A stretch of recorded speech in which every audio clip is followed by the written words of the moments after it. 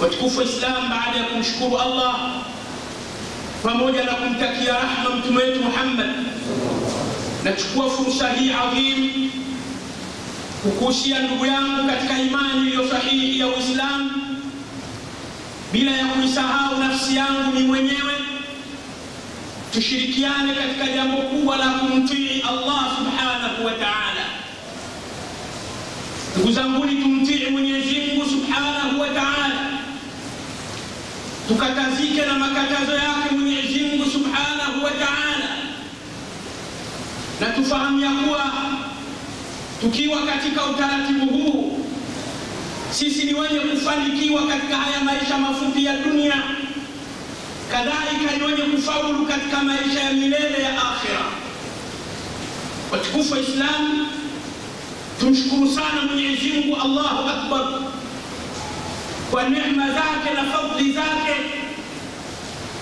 katuchagua, kaendelea kutuchagua mimi na wewe, tukawa miongoni mwa wale walioidiriki Ijumaa muhimu ya leo. Tumuombe Mwenyezi Mungu atujalie sisi na Waislamu wenzetu tuwe ni wenye kupata kheri zote zilizomo katika siku ya leo ya Ijumaa. Watukufu wa Islam, ni desturi ya Mwenyezi Mungu kabla ya kuleta adhabu katika jamii, kwanza utuma wajumbe. Kazi ya wajumbe wale ni kuwaonya wale watu husika kwamba haya mnayofanya yaacheni, Mwenyezi Mungu hayapendi. Sasa wale watu waliofikishiwa ujumbe na wajumbe wa Allah wanapowadharau au wakaudharau ule ujumbe, hatua ya kwanza Mwenyezi Mungu watu wale huwapelekea adhabu ndogo ndogo, duna al-adhabi al-akbar, zisizo adhabu kubwa, la'allahum yahdharun, pengine wakachukua tahadhari kwamba haya yanayotukuta pengine ni ule ujumbe tuliofikishiwa tukawa hatukufanyia kazi. Mabwana, hii ndio desturi ya Mwenyezi Mungu. Hata ukirudi katika historia ya wenzetu waliowahi kupita hapa duniani, hii ndio kawaida. Wakati wa Nabiyullah Musa, watu waliukaidi ujumbe wa Musa na kumuita Musa ni mwongo. Mwenyezi Mungu aliwapelekea adhabu Banu Israili, adhabu mbalimbali, akiwapa muda pengine wakajirudi. Moja katika adhabu waliopelekewa Banu Israili, al-qahti, ukame, ukakosekana mvua, chakula kikawa matatizo, hata wanyama mwituni wakawa nakufa kwa kukosa malisho. Tizama ndugu zangu, dhambi unafanya wewe, lakini baadaye ikishuka kwa Mwenyezi Mungu hata wanyama wanapata mtihani. Walikaa shura wale, wakaona tatizo hili, wa kuliondoa hapana ni Musa.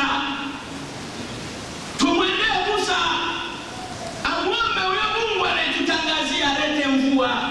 Makafiri wanafanana hata katika zama zetu hizi, wanawadharau Waislamu pale ambapo hawana matatizo, lakini taifa au miji ikiingia katika shida utawasikia wakiwatambua Waislamu. Jamani mashehe, dua huko, jamani kunuti, hali mbaya. Mambo yanaporudi katika mstari utawasikia wakiwakebehi tena Waislamu. Hii ndio kawaida ya makafiri. Wakamwendea Musa, wakamwambia Musa, tuombee kwa huyo Mungu wako atuletee mvua. Musa akakataa. Alitoka na Waislamu waliomkubali, wakaenda katika jangwa kwa ajili ya kuswali swala maalum ya mvua. Tizama Muislamu, swala hii al-istisqa haikuanza wakati wa Mtume Muhammad. Watu wa Nabiyullah Musa walitoka kwenda kuswali swala hii, na kwa maelezo ya Mtume Muhammad anasema hawawezi wakatoka Waislamu 40 katika mji au kijiji, Waislamu hawa wakawa hawana shirki. Waislamu 40 wawe hawana shirki, wakaenda kuswali swala ya mvua. wakamaliza swala yao, kisha wakarudi nyumbani kwao, mvua ikawa haijanyesha. La, Mtume anasema mvua ikichelewa itanyesha wakiwa katika mwendo wa kurudi majumbani mwao.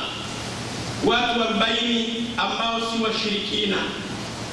Tujiulize mimi na wewe, Kinondoni yetu hii wanapatikana hao Waislamu 40 ambao si washirikina?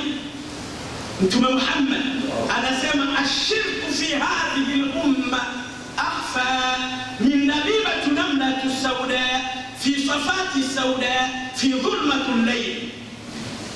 Shirki iliyojificha katika vifua vya waja ni afadhali ya nyenyele mweusi aliyejificha usiku wa kiza chini ya jabali nyeusi. Ni rahisi yule nyenyele akaonekana kuliko shirki ilivyopenya katika vifua vya watu. Waislamu 40 ambao si washirikina. Musa akatoka na masahaba wake waliomkubali, wakaenda kuswali swala ya mvua. Wakaswali na kuswali hata tone la mvua. Sikwambii wamechanganyikana nani? Musa daraja lake unalijua, katika mitume 5 bora, mitume superstar, ulul azmi wale 5, Musa ni mmoja katika wao. Lakini waliswali swala, mvua haikunyesha, minong'ono ya chini chini ikaanza. Musa kachuja bwana, Musa hana lolote siku hizi, mbona tutoka asubuhi tuko hapa hata dalili. Musa akasikia hayo, akaenda bahari, akazungumza na Allah, akamwambia Allah, wewe umetuahidi kwamba waja wako tukuombe chochote utatupatia. Wewe ni tajiri na utajiri wako hauna msimu. Waja wako toka asubuhi tuko hapa tunaomba mvua, mbona mvua hakuna? Na kama mvua haitonyesha ya Rabb, hawa watu watakuwa watadharau kila ujumbe nitakaowafikishia. Allah akamwambia Musa, hao uliokuja nao yupo mmoja na dhambi huyo, naye kajichanganya katika kundi lako. Huyo ndo sababu huyo dua zenu hazijapanda bado, mpaka huyo mtu aondoke ndo dua zipande. Kama hajaondoka dua hazitofanya kazi. Musa mmoja tu ana dhambi, sababu ya kutonyesha mvua. Tuulizane hapa wahadhiri, mimi nayezungumza na wewe unayenisikiliza, nani aliye salama ambaye hana dhambi? Musa akarudi anawaambia Banu Israili, jamani, man kana minkum asiyan falyatarif anna, anayejijua kati yenu ana maasi atoke, anayejijua hapa ana dhambi atoke. Lam ya'tarifu ahad, hakutoka yeyote. Hata wewe hapa asimame imam asema aliyefanya dhambi mlango watoke, utanyanyuka shekhi, watu wote wakuchore, watu wakagoma. Musa alipoona hakunyanyuka mtu, ikabidi amrishe wasali mara ya pili. Mara hii mvua ikanyesha katikati ya ibada. Musa akamuuliza Allah, ya Rabb, unasema atoke mtu na mvua inyeshe, hajatoka yeyote mvua imenyesha, mbona kauli zako zimebadilika? Wakati si kawaida yako kubadilisha misimamo. Wala tajida li sunnati llahi tabdila, wala tajida li sunnati llahi tahwila. Huwezi ukakuta kawaida ya Allah inageuka. Umesema atoke, Allah akamwambia Musa, pale ulipotoa tangazo, yule aliyekuwa na dhambi amenijua, taba baini wa bainahu wa qad qabiltu taubatahu, ametubia baina yangu mimi na yeye, na mimi nimeikubali toba yake kwa sababu ya ukweli uliojaa ndani ya nafsi yake. Allah akamwambia Musa, akamwambia Allah, nataka nimjue huyo, nifahamishe ya Rabbi japo kwa ishara ya utume, na nakuahidi sitomtangaza, mtamjua mimi tu kwamba ni fulani. Allah akamwambia Musa, si kawaida yangu, nilimstiri mja wangu akiwa na maasi, sikumweka wazi watu wamjue, nikamjua mimi tu na madhambi yake nikamstiri. Vipi nimweke wazi Musa umfahamu wakati aishanitaka radhi? Allah anatupenda Waislamu. Kwa kauli ya Mtume Muhammad ni zaidi ya mara 70 kuliko mama anavyompenda mtoto wake mchanga anayenyonya. Yasikilize maneno ya Allah katika hadithi al-Qudsi al-Jalil. Allah anasema, law ya'lamu al-mudbirin kayfa intidari lahum wa rifqi bi'izzati idha kana hadha hali lilmudbirin fakaifa almuqbilina alayya. Lau wangalijua wanaofanya madhambi usiku na mchana, mimi Mungu navyowasubiri watu hao wanitake samahani ni wasamehe madhambi yao, wangeacha mara moja madhambi wanayafanya ajili ya mahaba makubwa nilionayo kwao. Kama mimi Mungu niko hivyo na mahaba kwa wanaoniasi, fakaifa almuqbilina alayya, wadhani nikoje kwa wale wanaojipendekeza kwangu si usiku si mchana. Mabwana, turudi kwa Allah. Allah anatupenda. Allah yafrah bitaubati abdi, Allah anafurahi kwa tauba ya mja wake sana. Mmoja katika wanawachuoni anasema sawa sawa na Mwarabu aliyepotelewa ngamia wake. Waarabu hupenda sana mifugo, hasa ngamia. Sasa ngamia Mwarabu kapotea muda mrefu. Sasa Mwarabu akiwa jangwani anamuona yule ngamia wake anarudi salama akiwa na afya, anarudi kwa katika himaya ya mwenyewe. Vipi furaha ya yule Mwarabu? Sasa Allah anafurahi zaidi ya hapo, na wanaji malaika wake kwa furaha huambia mja wangu huyu ameniasi, lakini amefahamu kwamba hunaka rabbun ghafurun yaghfiru dhunuba fa ataa ilayhi. Kuna Mungu mwenye kusamehe madhambi, kaja kwangu anataka msamaha wangu. Fa bi'izzati wa jalali, kwa cheo changu na utukufu wangu na msamehe mja wangu madhambi yake yote, wala ubali wala sijali. Mabana, turudi kwa Allah. Hata kama mwingine anasema mimi maasi nilionayo, dhambi nilizonazo, hata Ibilisi akasome, pamoja na hayo ndugu yangu bado unayo nafasi. Madhali hujafa, Allah bado anakupa nafasi ya kujirekebisha, kutafuta mahusiano mazuri na Allah subhana. Masharti yako matatu ama manne tayataja kwa haraka katika hutuba inayofuatia. A'udhu billahi minash shaitani rajim. Bismillahir rahmanir rahim. Wal 'asr innal insana lafi khusr illa alladhina amanu wa 'amilus salihati wa tawasaw bil haqq wa tawasaw bis sabr. Barakallahu li wa lakum bil Qur'anil 'azim ونفعني وإياكم بالآيات والذكر الحكيم. أقول قولي هذا فاستغفر الله العظيم لي ولكم ولسائر المسلمين من كل ذنب. ادعوا الله وأنتم موقنون بالإجابة.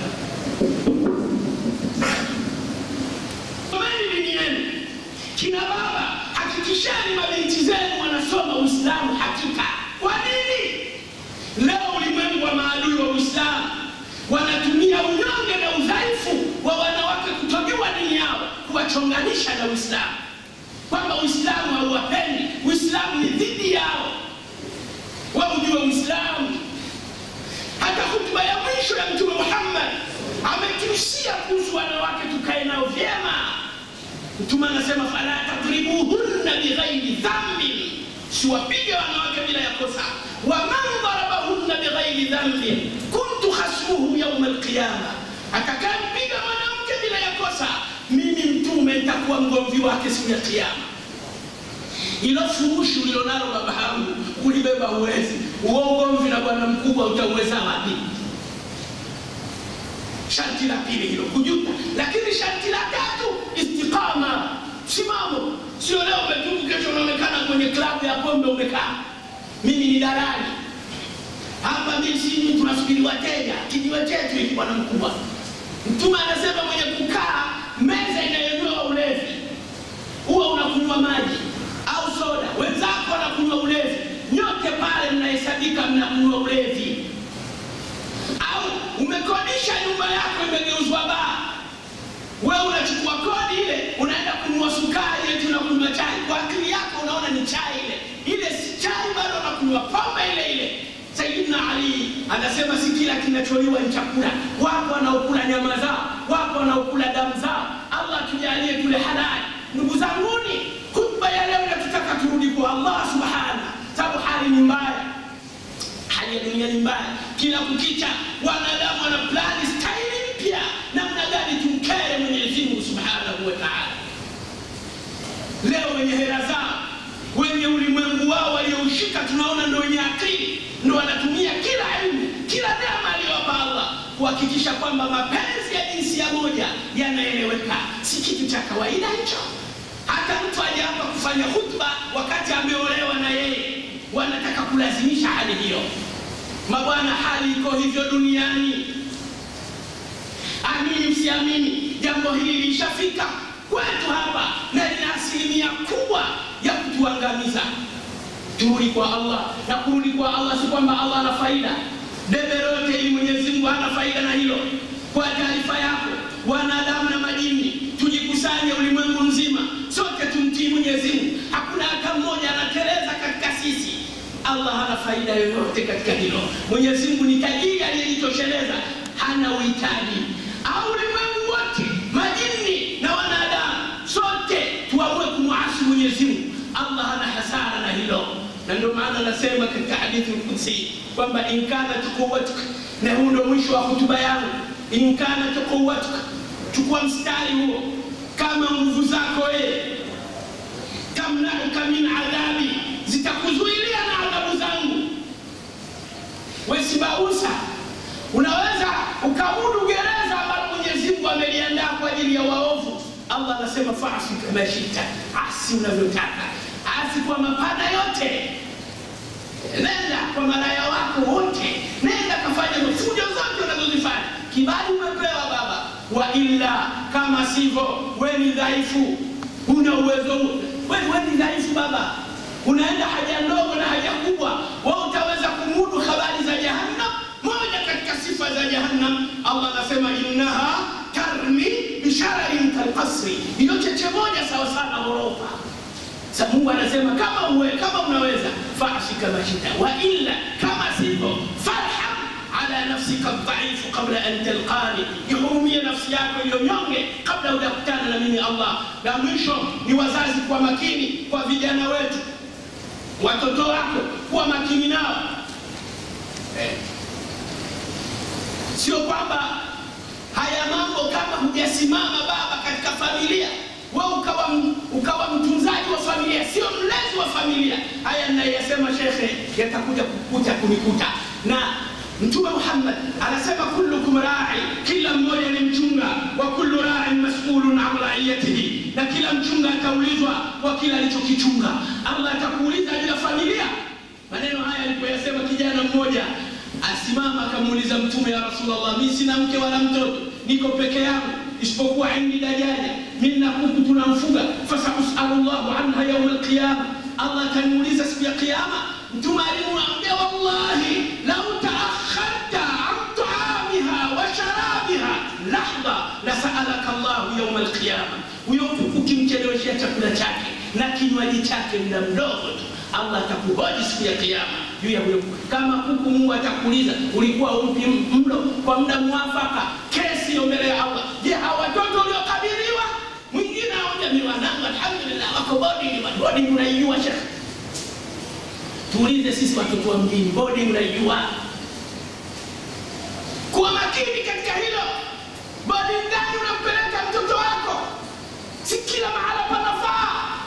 Usipokuwa makini kufuatilia mtoto wako, ukaamini yuko huko analelewa, atakuja anatamani mkoba wa dada yake akabebe. Aomba Mwenyezi Mungu niliyosema uyathibitishe katika nyoyo za wasikilizaji. Allahumma rfa'ni al-arba'ati al-khulafa' al-kiram humat al-islam al-khalifa sayyidina Abu Bakr as-Siddiq wa Umar al-Faruq wa Uthman adh-Dhun-Nurayn wa Ali al-Murtada wa an sittati al-baqin wa an as-sahabati kulluhum ajma'in. Allahumma ayyid al-islam wal-muslimin wa a'li kalimatu al-haqq wal-iman wad-din wa qawwi shawkata al-islam wa ansur juyush al-muslimin fi masharik al-ard wa magharibiha ya رب العالمين. اللهم انصر المجاهدين والمجاهدات في كل مكان وفي كل زمان. اللهم انصر إخواننا في فلسطين. اللهم انصر إخواننا في فلسطين. اللهم عليك باليهود. اللهم عليك باليهود. نحن ضعفاء فقونا، ونحن أذلاء فأعزنا، ونحن فقراء فارزقنا. اللهم اجعلنا من جندك العاملين، فإن جندك لا خوف عليهم ولا هم يحزنون. اللهم اجعلنا من عتقائك من النار في هذه يوم الجمعة المبارك. اجعلنا بطاعتك عاملين وعلى ما يرضيك مقبلين، وألبسنا ملابس الصادقين. نسألك رضاك والجنة ونعوذ بك من سخطك والنار، وأدخلنا الجنة مع الأبرار. وصلى الله وبارك على سيدنا محمد وآله وأصحابه أجمعين. Mabwana, baada ya sala tutakuombea inshallah. Kuna ujumbe mzito mno, kila aliyehudhuria hapa amkopeshe Mwenyezi Mungu japo dakika 5. Mwenyezi Mungu atatufanyia sahali na atatusamehe madhambi yetu. Aqimis sala, inna salata tanha 'anil fahsha'i wal munkar. Allahu akbar, Allahu akbar, ashhadu an la